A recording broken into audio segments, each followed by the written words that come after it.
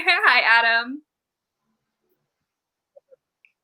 Yeah, wow. I can't believe that I am actually talking to you right now. I just used to see you. I just used to watch you on Miss USA last year, and now you're here, virtually I meeting you. I know this is so exciting. This is a really awesome opportunity. I'm so glad that you reached out, and I'm ready to get chatting. Yeah, so how do you feel? First of all, before we proceed, can you greet our followers who are tuned in right now? A lot of people here in Manila are really, anticipating this interview because they know your caliber as a contestant. Yes, hello everyone in the Philippines. I am so excited to be here, and hopefully, if I were to be at Miss Earth next year, I would be able to meet many of you in person. So that's the dream, that's the goal, but I really appreciate the support over all of my pageant endeavors, especially here at Miss Earth. How do you feel that you have such quite a huge fan base right now, leading up to Miss Earth USA next year? Yeah, it's surreal. I remember at Miss USA, I actually got pulled from a lunch that we were having to do an interview with another Philippines-based pageant fan account, which I thought was crazy. I was like, wow, I have fans all the way in the Philippines, and all of you guys have followed me since Miss Teen USA, Miss Earth Teen, Miss USA, and now here at Miss Earth USA. I feel like it's just a really full circle moment. Yes, yes. Since you have been competing in pageants for so long, they have been helping you in spreading word about your Mhm. various Yeah, advocacies. As especially yeah, just positivity in general. I feel like social media can be such a beautiful place, but it also can be a very challenging place with how passionate pageant fans are, and you have your favorites, and of course everyone's going to share how they feel on social media, but I feel like all of my fans in the Philippines as a whole have been overall incredibly supportive and just really positive and uplifting, which is definitely needed, especially when you're at the pageant. yeah. Do you think something like that, or a candidate's popularity will somehow boost her chances in winning a pageant like Miss Earth USA? Uh-huh. I don't think that it would boost your chances in the sense of your score to win the pageant, but I do think it boosts your energy. It really elevates what you bring to the stage because, I know what's on the line. You all know what's on the line. And of course, I want to win and I want to make everyone proud, especially all my fans that I have worldwide. So I don't think it helps your score per se, but it definitely helps you perform better, which does help your score. Agree. As you said earlier, you have been competing in pageants for all your life. Miss Teen Kansas USA, Miss Teen Earth USA, Miss USA, and now Miss Earth USA. So, what's it about pageantry that attracts you the most? Well, I started pageants when I was 12 years old. And that first pageant, I remember I was in awe of the title holders. I thought that these women were incredible. They were inspirations to me. And from that very first time I stepped foot on stage, wanted to represent my country at an international pageant. So that is why I'm here. Full circle moment. I started with Miss Teen Earth USA in 2015, and I'm hoping to come back this year. And it would be a blessing to take home the title and get to fulfill my dream of representing the USA on an international stage. Yes, yes. Can we talk about your pageant journey first and foremost? You know, um, y- your Miss USA stint last year was something that that has been unforgettable even Mhm. in our minds right now as pageant fans. What was the biggest lesson or takeaway you have learned from this pageant system? I would say the biggest lesson I've learned in pageantry in general is that pageantry is subjective. And you can show up, you can look your best, be your most fit, you can be everything that the title holder should be and still not win the pageant, because at the end of the day, it's subjective. It's a bunch of strangers' opinions of you. And one thing I've learned is different night, different girl, different set of judges, different girl. So of course, you compete and you prepare to win. It's the end goal. Everyone wants to win. But at the end of the day, I have not won as many times as I have won in a competition. And I think I've learned more from the times I haven't won to really make me appreciate those far and few moments that you do win. Yes. Before we, yes, I like what you are saying. You have been learning so much from it. So I know we were kind of disappointed you only ended up in top 10, but you made so much impact on stage. I wish I could flash the picture with you right now in that gown. I'm like, oh my God, I Yeah, was, and that's what's she crazy. really looks so unforgettable on stage. Thank you. And that's what's crazy. Obviously, every single one of us, we've all watched a pageant. We've all been rooting for one girl who we think is going to win it all, and then she doesn't make it to the top 5, or she doesn't even make it to the semifinals, and you're like, "Oh my gosh, like what happened to this girl? She's it. She's everything." And that's the biggest takeaway I've learned. A lot of times you can't take it personally. All you can do is show up, look your best, be your best, and hope that the stars really align for you on that particular night. I agree. You know what? Because of that, look at how these our viewers are responding to you right now. Linnell is saying, "Hi, Alyssa."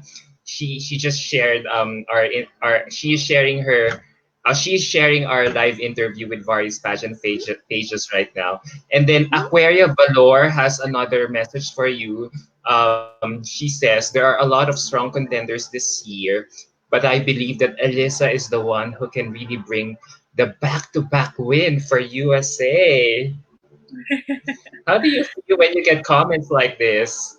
I mean, Adam, that is the absolute dream. I wanted to make sure that I was prepared for the journey of going to Miss Earth before I threw my hat in the ring and competed. And I feel like here right now at this point in my life, like I'm at the perfect point to take on the responsibility of being Miss Earth USA and hopefully bringing a back-to-back Mm-hmm. for the USA. So I feel like the stars have really come into alignment for me personally, and all I can do is show up, do my best, and pray and hope that it works out. All right. You know what? Aquaria Valor has another comment for us. Adam, did you know that the same year Angelia Ong Miss Earth 2015 earned the first back-to-back victory for Philippines, Alyssa also won the same year as Miss Teen Earth USA. The two of them met in 2016. Yeah, I saw that picture. Yeah. She is my favorite Miss Earth, hands down. A down to earth girl, just in general. She was so kind, and she was there when I gave up my title that whole week at Miss Earth USA when I gave up my teen title. And I mean, yeah, there's the picture. I remember just being so ecstatic to meet her. She was so kind, and yes, the first back-to-back win for the Philippines. So maybe she's a lucky charm. We'll see. Did you ask advice from her at that moment when you met when you saw her? She gave lots of advice. I actually sat in and listened to her talk to the Miss contestants, and she was able to really help calm the nerves and really help the girls find their center and get grounded before competing.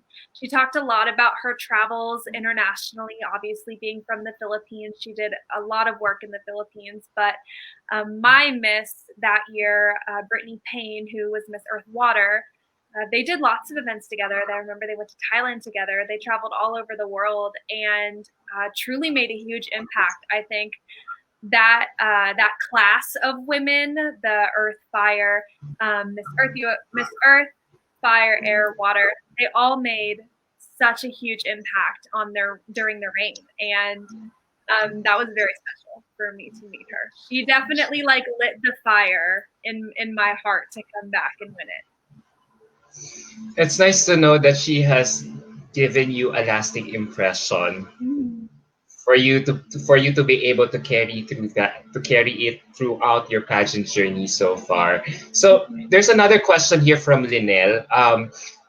Due to the lockdown implemented around the world, the traditional methods of educating the youth are no longer feasible. How will you do your part to help continue learning in these trying times, especially in terms of environmental education? Yeah, this is a huge learning curve for children. I have friends who are teachers right now, and they're teaching virtually. And I know myself as a student, I always learned best hands-on. I always learned best in labs and being out in the environment and learning with what I could see and touch and hear. So it is a huge learning curve. I think the one of the best ways for me to educate youth now is through social media, but engaging and getting kids outside. I think that my childhood was so deeply rooted in being outside and playing outside, and I was always getting my hands dirty. I was always playing in the dirt. And I think that's kind of lost in translation with kids nowadays who are stuck on screens the majority of the day, especially now school being online. So just encouraging kids to get outside and being able to portray the benefits of being in nature, the benefits of being outside every day. And I think that will help immensely. I'm hoping that we're able to get back to some sort of normal. That way kids can go back to learning in person. I think that's incredibly crucial, especially for that hands-on learning opportunity. When you give your answers, I sense your passion. I sense your eagerness to really do this advocacies, all these various environmental work and programs that you have been doing. So I'm curious to ask, as I read your bio, it has been so impressive. How did your love and passion for the environment start? Through volunteerism. Well, I mean, it was instilled in me as a young girl. As I said, I spent a lot of time outdoors. I was a Girl Scout. I went camping all the time. I learned how to build a fire. By the time I was in second grade, I could build my own fire and light it all on my own. And it's just kind of like a cool trick. I'm usually the only one who could build a fire out of a group of people. But truly, that was it. I spent the majority of my childhood outside. My brother and I loved to play outside together. We were always involved in sports. So that's really where my love for the environment came into play. It was just how I grew up. I wasn't on the screen all the time. I was outside playing, and I think that's a huge difference in kids nowadays who are spending the majority of their day on a screen. Exactly. I wanna ask you about it. Since you mentioned about being a member of being a lifetime member of Girl Scouts, what is it about be through that membership that has taught you in life the most? Girl Scouts has taught me, I mean, more than I could even give back to the organization. And as a lifetime member, it's really given me that perspective. Obviously, hindsight's 2020, but it's given me that perspective of how hard I worked as a Girl Scout, especially to earn my Gold Award, which is the highest honor in Scouts, which would be the equivalent to an Eagle Scout in Boy Scouts.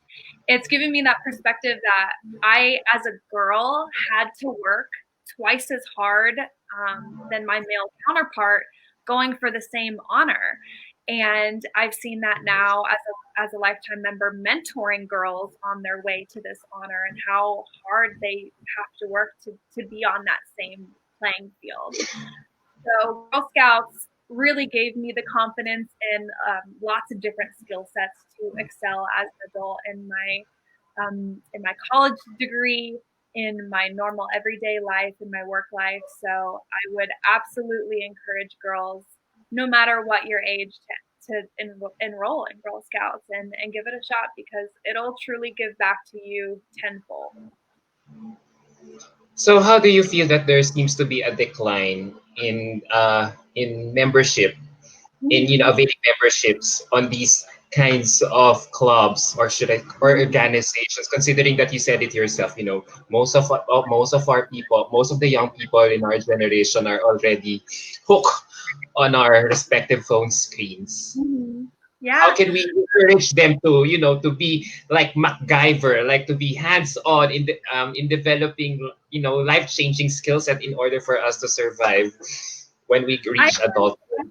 getting, especially younger kids, getting their attention and getting their hands working. That's why those hands-on learning experiences are so crucial. However, I follow lots of moms on Instagram that I know through my time working at Disney who have faced that challenge this year of virtual learning and having to take on that role of teacher. And I've seen lots and lots of experiments and activities that these moms have been so creative to think of to get their kids still that hands-on learning experience. And I mean, they're not the teacher, they're not getting paid to teach their kids. So I think that's really the key, is giving these kids that alternative activity rather than just reading from a book. I know from firsthand experience, I do not learn well just reading from a book. I don't retain information that way. You have to get my hands moving. You've got to get me out working.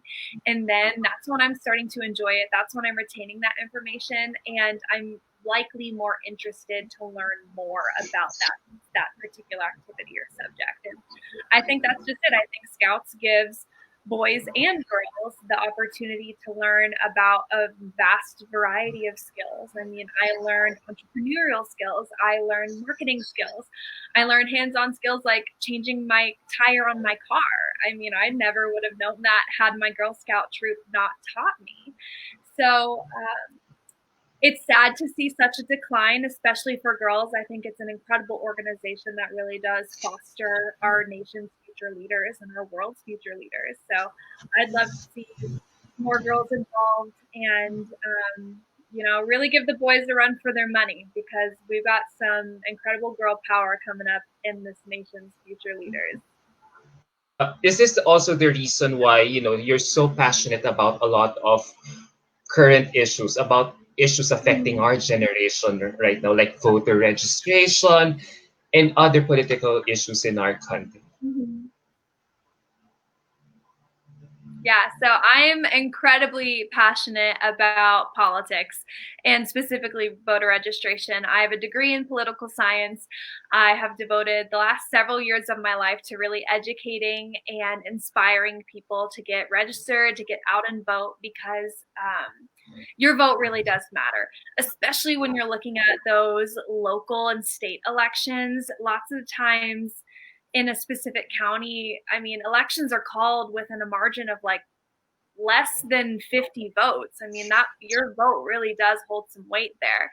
So I think just getting people inspired again to be involved in the political process was one huge hurdle to overcome. And now that we've gotten there, we need to keep that momentum. We need to keep that momentum through every single midterm, every single presidential election, elections at your local, your state, your federal level.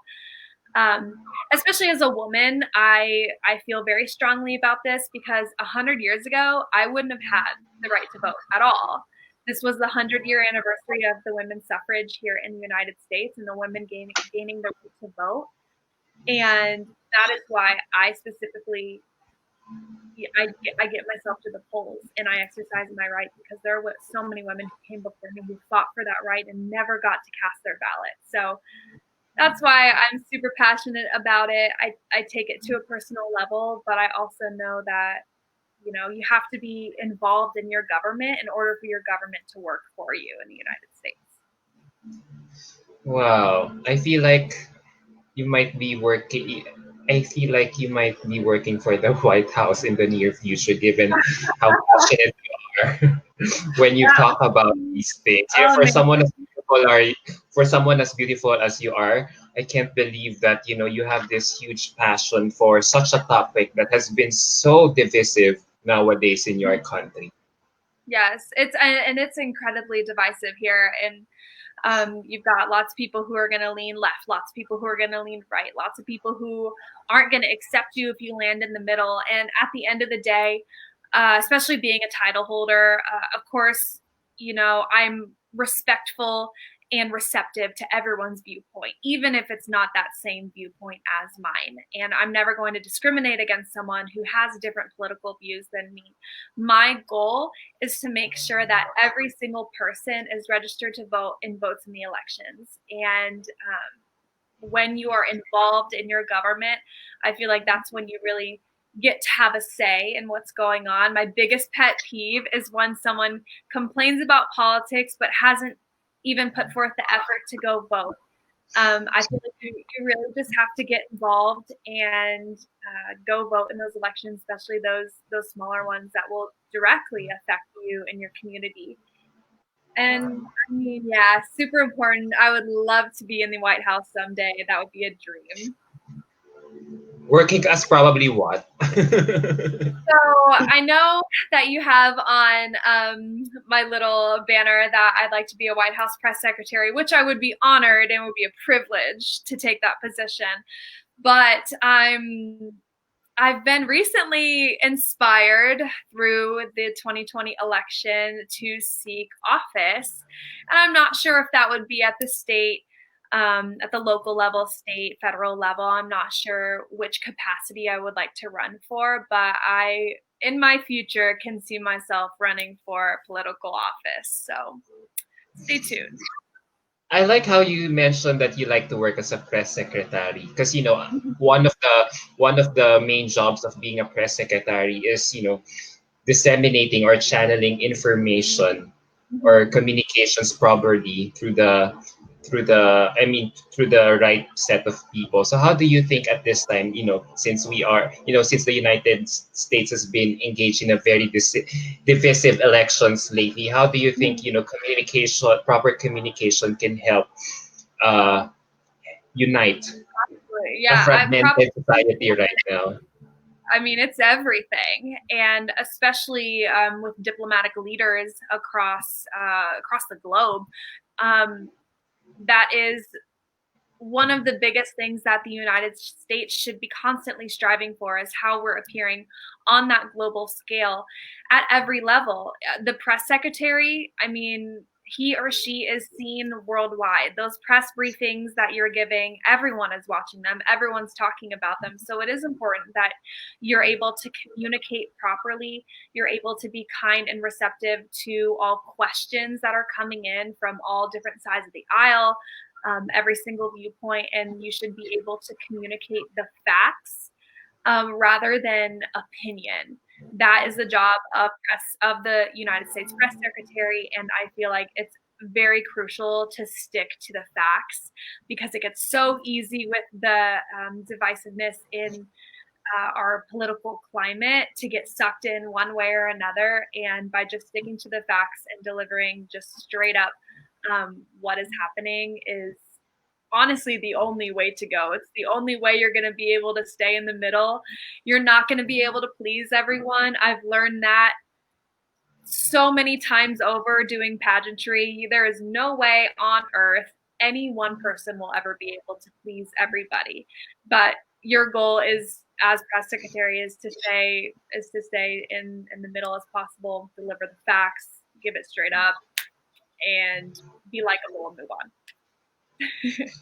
Yes.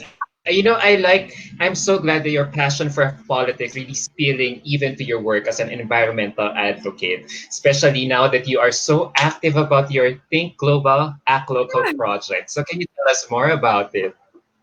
Yes, I had a blast completing my Think Global, Act Local project, and I'm hoping to continue that project, past Miss Earth USA, past being a title holder. It really is a lifestyle.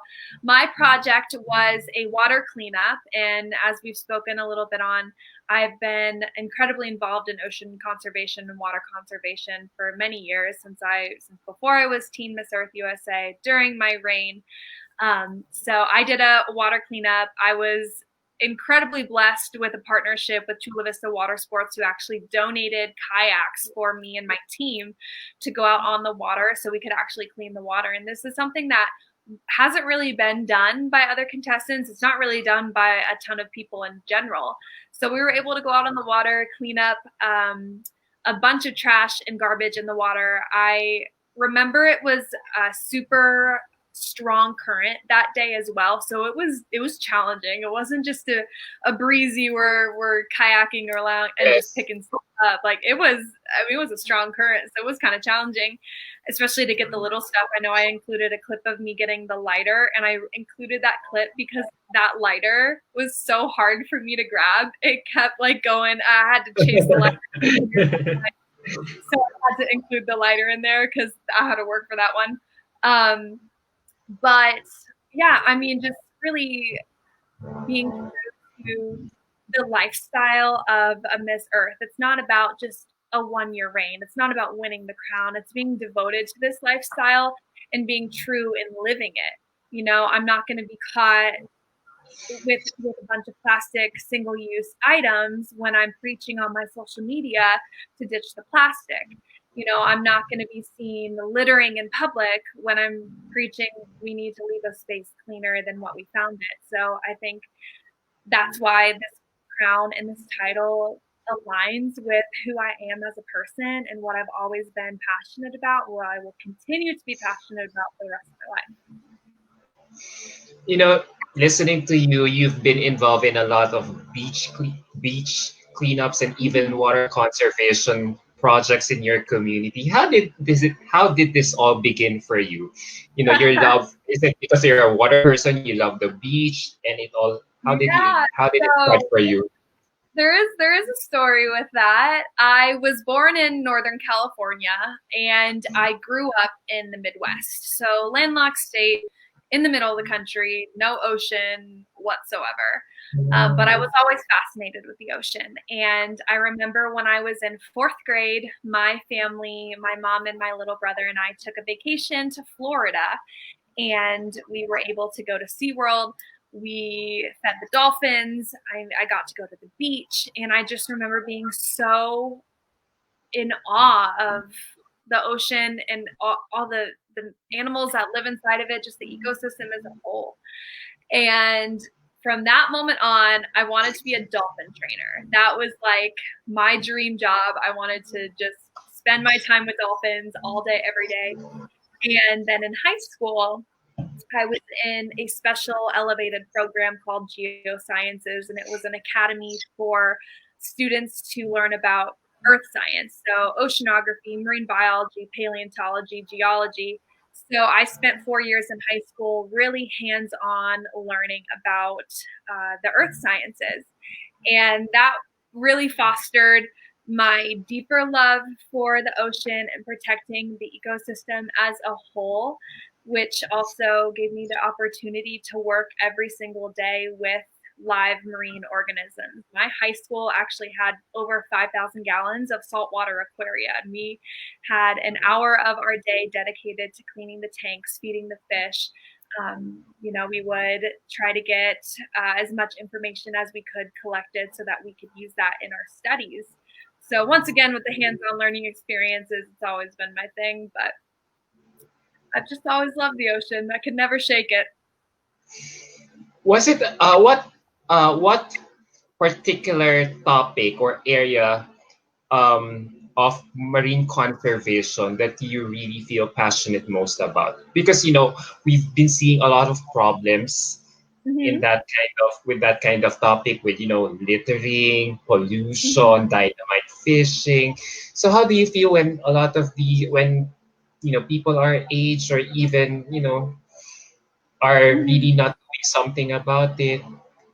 Yes, I mean my biggest pet peeve is when people litter at the beach, or they leave stuff behind. Like, that is just one of my biggest pet peeves because it is not hard to pick up after yourself. It is not hard to leave with everything that you came with. So I guess like what I'm most passionate about under this umbrella are the it's the litter in the ocean, and it's the microplastics. Once plastic starts breaking down, it doesn't break down and go away. It's breaking down into little microplastics, and fish and marine animals are eating those microplastics because it looks like food to them. And then what we consume in fish, they're full of plastic. And if Oh, we don't have a handle on this huge issue really soon, I mean, we're going to be eating the plastic too. So that's where I don't understand with lots of people, like the disconnect of what we put into the planet, all the trash that is in the planet. It's not leaving. It's all going to be there. If it's in the ocean, it's not leaving the ocean. It's getting consumed by the animals, which we are then consuming. So we're consuming the plastic too. So that, yeah, the beach cleanups, the water cleanups are huge because, I mean, we have 5 giant trash dryers just floating around in the ocean, bigger than the size of the state of Texas. So that's a huge problem. And if it's not addressed on a global scale, it's going to continue to be a huge problem for life here on Earth. Yes. Listening to you right now, who do you think, which part of society contributes more to this problem? Us humans, doing all these violations to marine life, or do you think climate change also has something to do with it? I mean, the two go hand in hand. I think climate change is accelerated because of how humans live. And at the beginning of quarantine last March, I remember I made a post about how we were seeing positive effects on the environment while human activity has gone down, pollution levels had gone down, Mother Earth was taking a much needed breather. And we were seeing, okay, if human activity goes down, the environment is able to elevate and start to heal herself. And now we're what, 10 months into this pandemic here. Yeah, about that.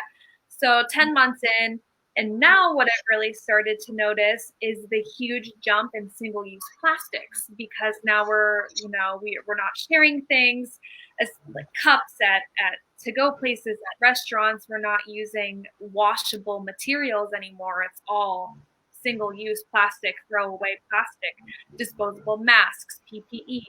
All of that garbage essentially is going right back into the environment. It's not just disappearing. So that was one part of the pandemic that I guess I didn't see coming, but it has been very telling as time has gone on that that's a huge problem.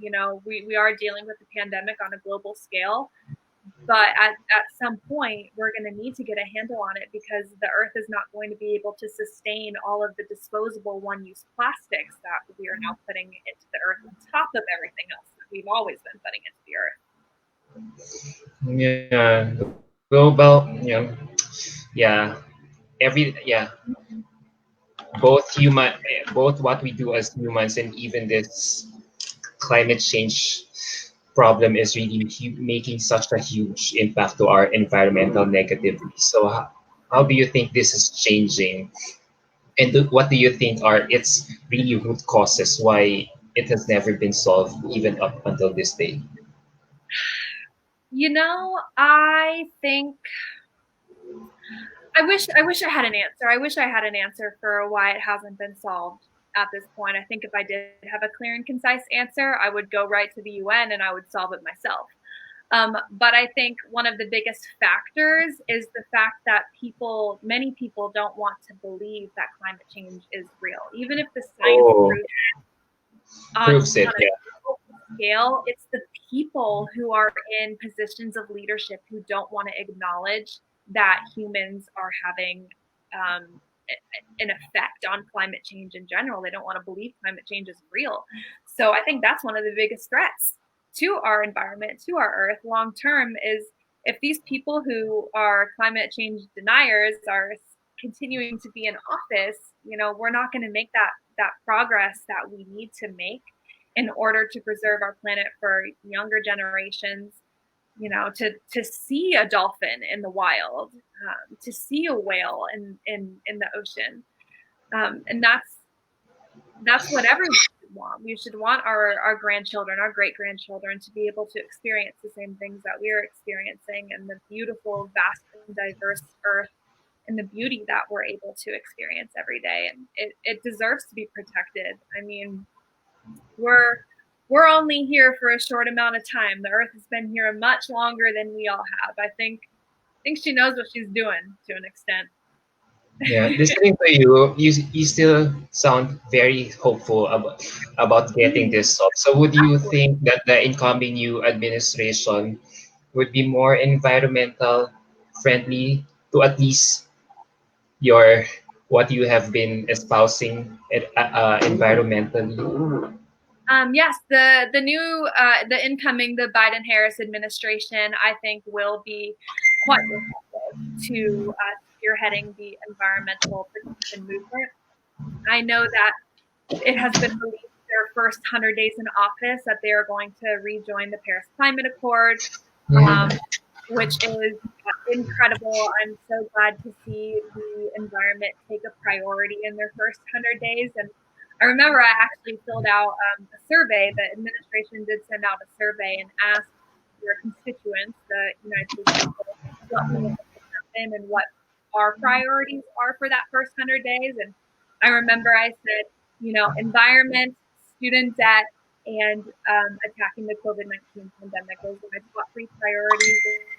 Those is what I would love to see tackled in the first 100 days. And I'm very hopeful for this administration. I am super optimistic, so I can't wait to see what happens.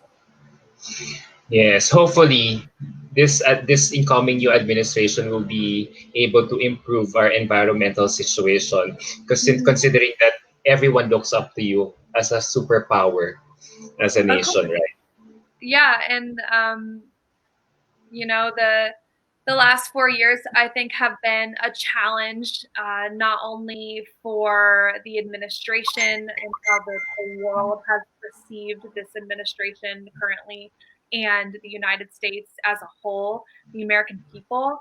But also, I mean, the environment has taken a huge hit. I'll never forget the day that it was announced that the U.S. was coming out of the Paris Climate Accord. I was in shock. I was in awe. I was like, Me too. why?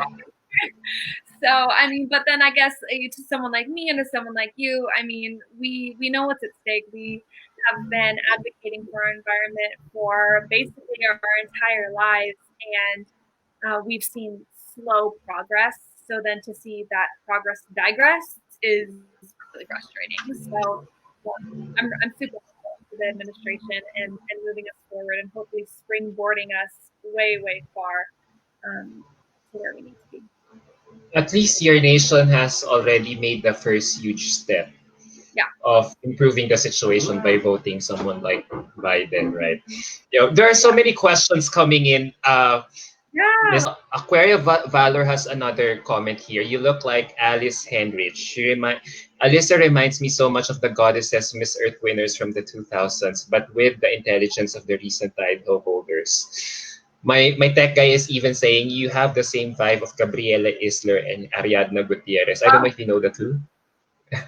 Oh yes, goddesses, absolutely. That's a very, very kind comment. Thank you. Yes, and he also has a follow-up question. Since you have aspirations of working for the White House or the government for that particular matter. If you were given a chance to speak at the United Nations, what message would you give to the world? That's a really awesome question. I would love to actually have this opportunity at some point in my life, maybe as a Miss Earth, who knows. But if I was going to the United Nations, I would want to speak on the climate crisis. I would love to get more climate activists involved in a speech to really show the power behind those who are standing up for our Mother Earth. Someone like Greta Thunberg, someone who has been devoted and just stayed so passionate about the subject for years now, since she was young. But I would want to go to the United Nations and talk specifically on the water crisis.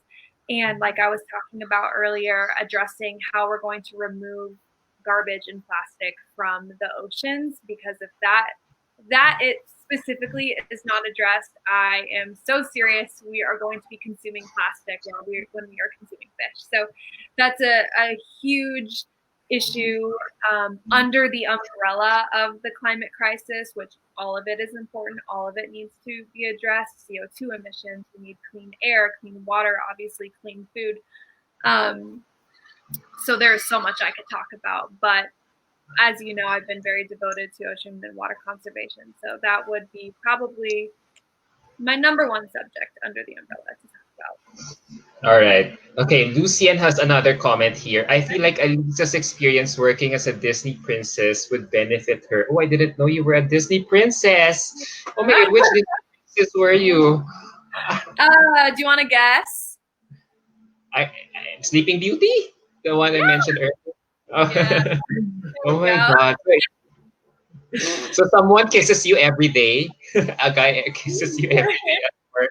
No, just Lots of little kids, lots of hugs, and very kidding. special memories indeed. Okay, he says, I feel like Elisa's experience working as a Disney princess would benefit her if she were to win Miss Earth USA and eventually compete internationally. Miss Earth is a marathon and requires a lot of endurance and patience. The delegates are always out and about. I have no doubt that Alyssa would breeze through the competition easily. Everything that she represents is so Miss Earth. Thank you. I will say, from working at Disney, I've worked there 4 years now, and it has really given me the incredible opportunity to meet families and people of all walks of life, all different ages, ethnicities, religion, socioeconomic status. I have met people from every single corner of this earth, and I feel like I've been able to learn a lot about different cultures in different areas of the world, and that's something I would love to continue to do as Miss Earth USA, as a Miss Earth, to travel and really connect with the people. I feel like that is one of the biggest things that I look up to in a title holder is the title holder who is humble and is just, you know, a queen for the people, obviously a queen for the environment, but connects with people on such a personal and relatable level that it makes you feel like you've known her forever. Absolutely agree. So, Aquaria Valor has another question here. Are you for or against fracking? And also, would you be willing to lend your platform to the Flint, Michigan water crisis of if you were to win Miss USA? Yes.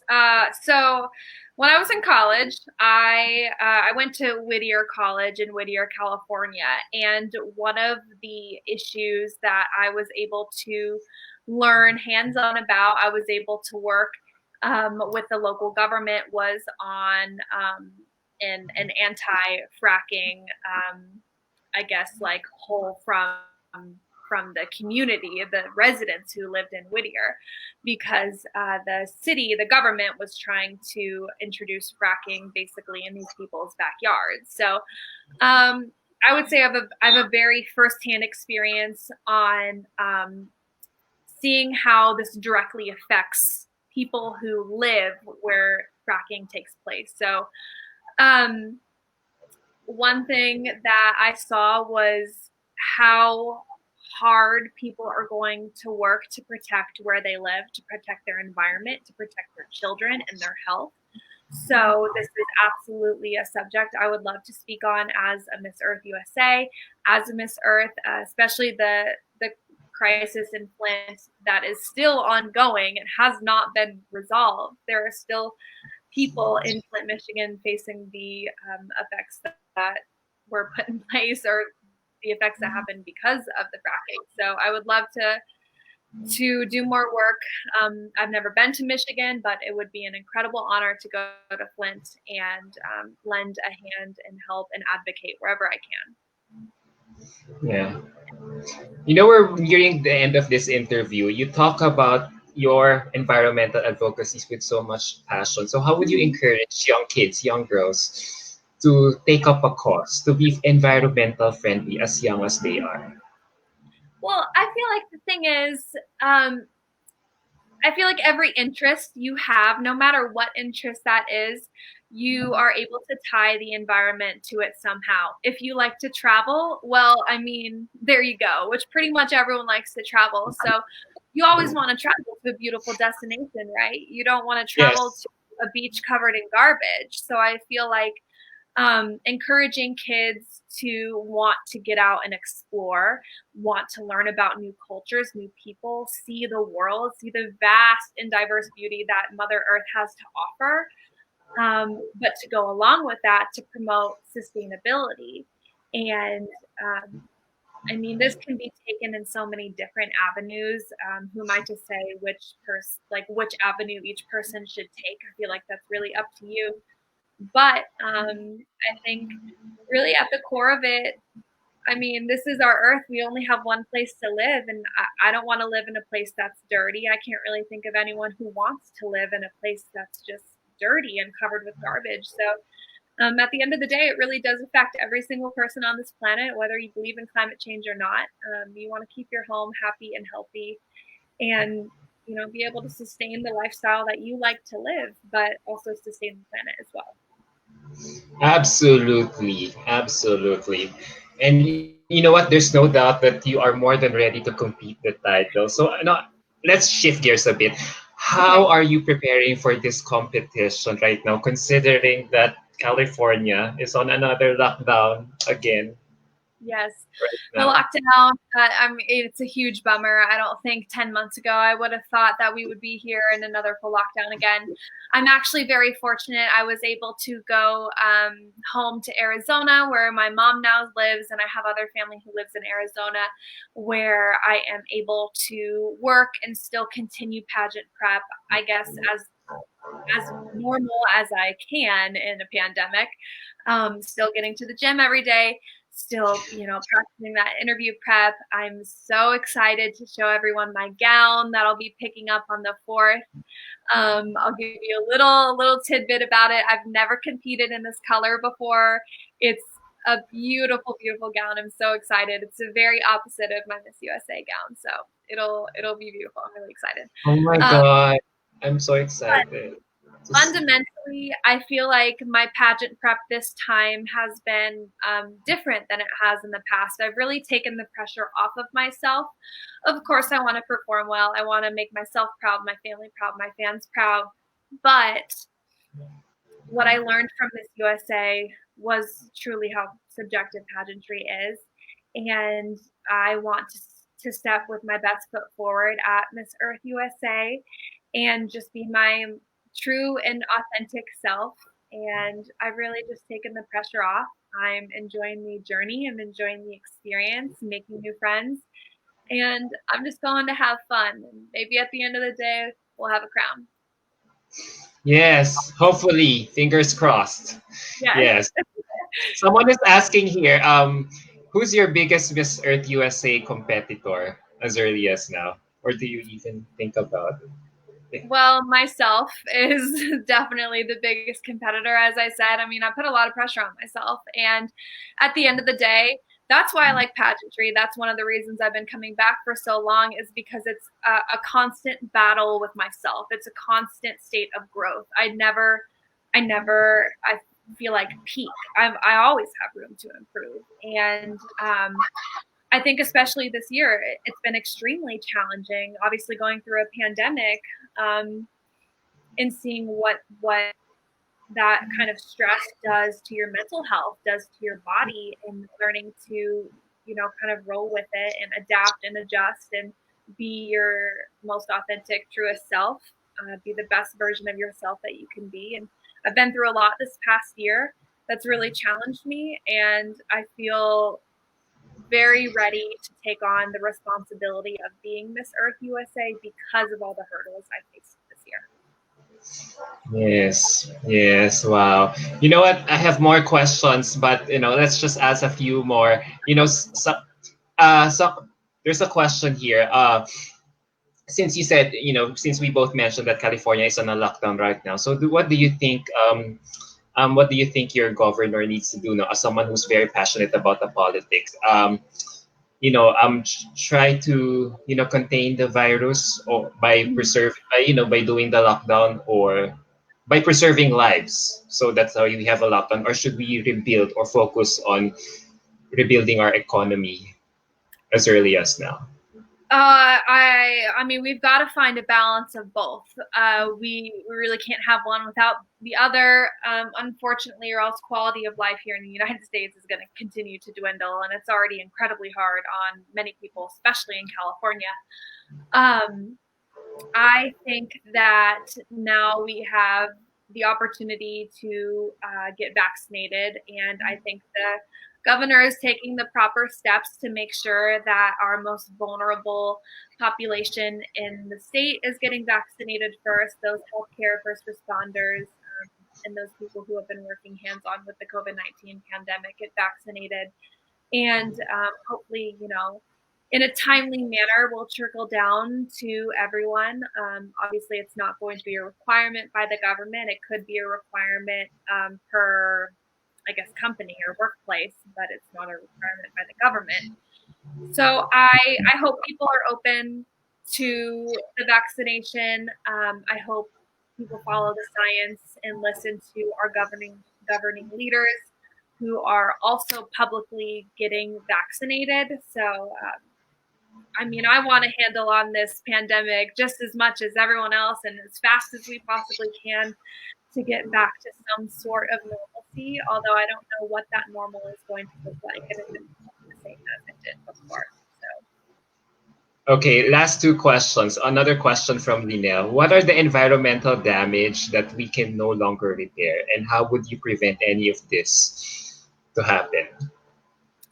The environmental damage that's beyond repair. The first one that pops into mind, there's a couple, but deforestation is a huge aspect of environmental damage that in many aspects is beyond repair. I mean, trees they've been on this planet hundreds and millions of years that have just been demolished for human gain. And I think that's incredibly sad. It has a huge effect on our ozone layer and our greenhouse gases. It has a huge effect on our air and our quality of life. I mean, deforestation that has a vast umbrella of what it covers, and we're not able to get that back. Once those holes are in the ozone layer, they're not getting fixed. Yeah, and you're witnessing it firsthand. You have been witnessing it firsthand with all these bushfires happening in your state right now, year in and out. Yeah, like, when can we? Yeah, I mean, the fires, I have had friends personally affected, thank God. I have not been personally affected or had to evacuate due to a fire, but many people who are close to me have been affected and lost their homes. And, not to mention all of the wildlife that lost their homes, all of the damage that it did to the climate. I mean, it's unbelievable. And, I mean, obviously we could sit here and talk for days and days and days about all of the environmental issues that are pressing and need attention right away. But the fires were definitely very, very, very devastating for my state. I long for a day where we will come through a year we won't be hearing, or the news won't be reporting any such tragedies. Right? Okay, which is such a bummer. If it's not a wildfire here, it's an earthquake there. It's when can we live an environment? It's always something, and it brings a lot of devastation to obviously the people, but also the environment. So, yeah. Yeah. All right. We're almost there. More and more pageant aspirants are getting more knowledgeable, speaks well, and really smart. What stands Alyssa out is that she speaks well. She can engage your listeners too and get an outright attention at the same time. This is really evident in the comment section here. People are very much interested to get to know her. Speaking well is just one thing, but engaging your listeners is so huge. I think this is one quality that you have right now. So as I've been so impressed with your pageant journey. You're not just a beautiful face, but you really, more than it. You have substance. You have something in between your ears. So, I'm curious to ask, what makes you different this time around? as you compete for Miss Earth USA? What makes me different? Well, Adam, I don't think I am any different than I've ever been. I've always been true to who I am at my center. I've always been passionate about the same things, but I'm still able to grow and learn and evolve. I mean, earlier I was asked a question that I'm not super knowledgeable on. So you best believe after this interview, I'm going to do the research and I'm going to make sure that the next time I'm asked that question, I have an answer and I know what I'm talking about. So I think I think that's important. I don't think you should change and become a different person every time you compete. I don't like seeing girls who try to be what they think the judges want to see or what they think the audience wants to see. It's not about that. It's about being yourself. And I think I've always been the same Alyssa, and I work to stay true to who I am and what I believe. And I'm hoping that that is enough to bring home a national and an international title, and I'm very honored to have the opportunity to even Yeah. I think your authenticity is your magic. compete. Thank Or your you. has been your magic all this time, as Lucien Levy would say, because he's curious to ask Adam, ask Alyssa, what have a magical day really mean when Disney workers say it? Oh gosh.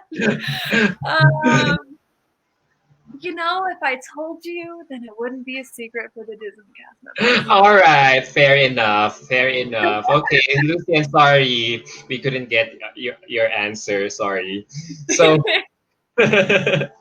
so my last question to you would be, are you prepared to hard to win Miss USA? Uh, Prepared to I am. I feel like I'm prepared in every way that I possibly can be. All I can go do is do my best, show up, and compete for myself, because like I said earlier, when you're competing in pageant, only you are your biggest competition. It's a matter of being mentally fit, physically fit, and spiritually fit. And I feel like I'm all those things, and I am ready for the journey and the experience should it be presented to me.